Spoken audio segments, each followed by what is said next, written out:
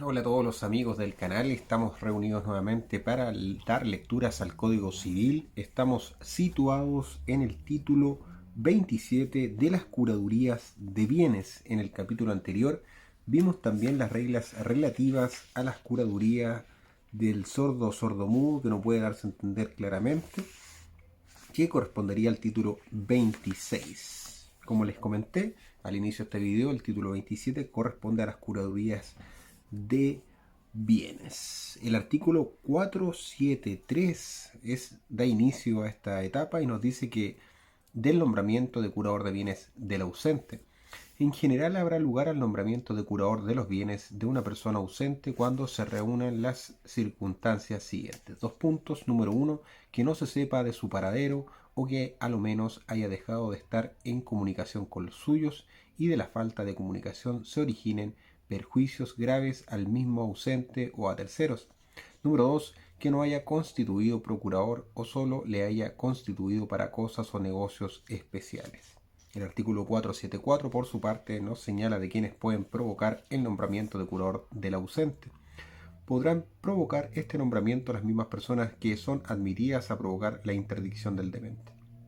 Además, los acreedores del ausente tendrán derecho para pedir que se nombre curador a los bienes para responder a sus demandas. Se comprende entre los ausentes al deudor que se oculta. El 475 nos señala de quienes pueden ser nombrados curadores del ausente. Pueden ser nombradas para la curaduría de bienes del ausente las mismas personas que para la curaduría del demente, en conformidad al artículo 462, y se observará el mismo orden de preferencia entre ellas. Podrá el juez con todo separarse de este orden a petición de los herederos legítimos o de los acreedores si lo estimare conveniente. Podrá asimismo nombrar más de un curador y dividir entre ellos la administración en el caso de bienes cuantiosos situados en diferentes comunas. De la intervención del defensor de ausentes, el 476 señala intervendrá en el nombramiento el defensor de ausentes. De cómo se ha de actuar si el ausente ha dejado mujer no separada judicialmente, el artículo 477 señala si el ausente ha dejado mujer no separada judicialmente, se observará lo prevenido para este caso en el título de la sociedad conyugal. El 478 de si el ausente es mujer casada.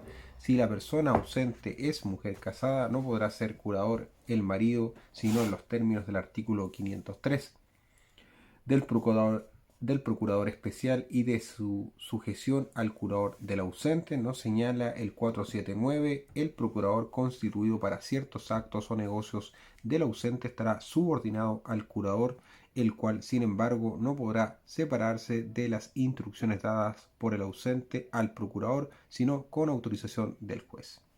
El 480 de la averiguación del paradero del ausente. Si no se supiere el paradero del ausente, será el primer deber del curador averiguarlo. Sabido el paradero del ausente, hará el curador cuando esté de su parte para ponerse en comunicación con él. El artículo 481 señala del curador de la herencia yacente. Se dará curador a la herencia yacente, esto es, a los bienes de un difunto cuya herencia no ha sido aceptada. La curaduría de la herencia yacente será dativa.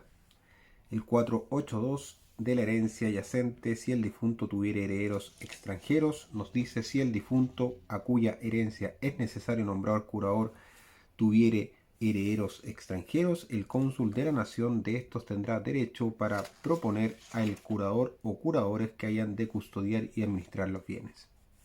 Del discernimiento de la curaduría, en el caso del artículo anterior, el 483 nos señala que el magistrado discernirá la curaduría al curador o curadores propuestos por el cónsul si fueren personas idóneas, y a petición de los acreedores o de otros interesados en la sucesión podrá agregar a dicho curador o curadores otro u otros según la cuantía y situación de los bienes que compongan la herencia.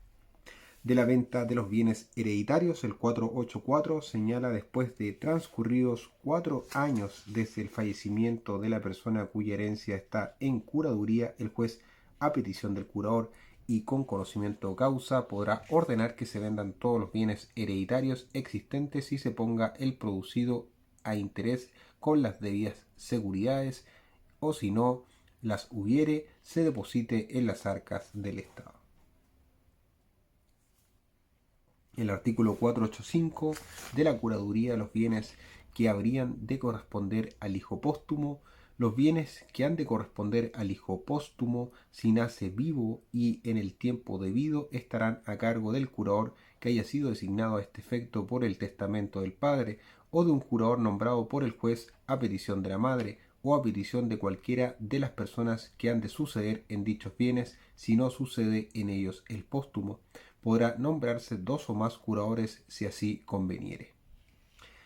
Del tutor testamentario y de la presunción de su designación para la curaduría de los bienes del hijo póstumo. El 486 señala la persona designada por el testamento del padre para la tutela del hijo se presumirá designada a sí mismo para la curaduría de los derechos eventuales de este hijo si antes de su nacimiento fallece el padre. Lo dispuesto en este artículo y en el precedente no tendrá lugar cuando corresponderá a la madre la patria potestad. De las trabas y prohibiciones a los curadores del ausente, herencia yacente y nasciturus, el 487, el curador de los bienes de una persona ausente, el curador de la herencia yacente, el curador de los derechos eventuales del que está por nacer, están sujetos en su administración a todas las trabas de los tutores o curadores y además se les prohíbe ejecutar otros actos administrativos que los de mera custodia y conservación y los necesarios para el cobro de los créditos y pago de las deudas de sus respectivos representados. De las prohibiciones especiales a los curadores de bienes, el 488 señala que se les prohíbe especialmente alterar la forma de los bienes, contraer empréstitos y enajenar aún los bienes muebles que no sean corruptibles, a no ser que esta enajenación pertenezca al giro ordinario de los negocios del ausente o que el pago de las deudas la requiera. Del valor eventual de los actos prohibidos, el 489 señala que sin embargo lo dispuesto en los artículos precedentes, los actos prohibidos en ellos a los curadores de bienes serán válidos si justificada su necesidad o utilidad los autorizare el juez previamente.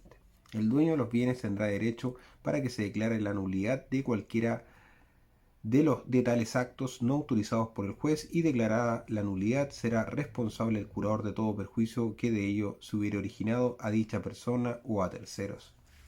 Del ejercicio de acciones y defensas judiciales por parte de los curadores de bienes, el 490 nos dice que toca a los curadores de bienes el ejercicio de las acciones y defensas judiciales de sus respectivos representados y las personas que tengan créditos contra los bienes podrán hacerlos valer contra los respectivos curadores.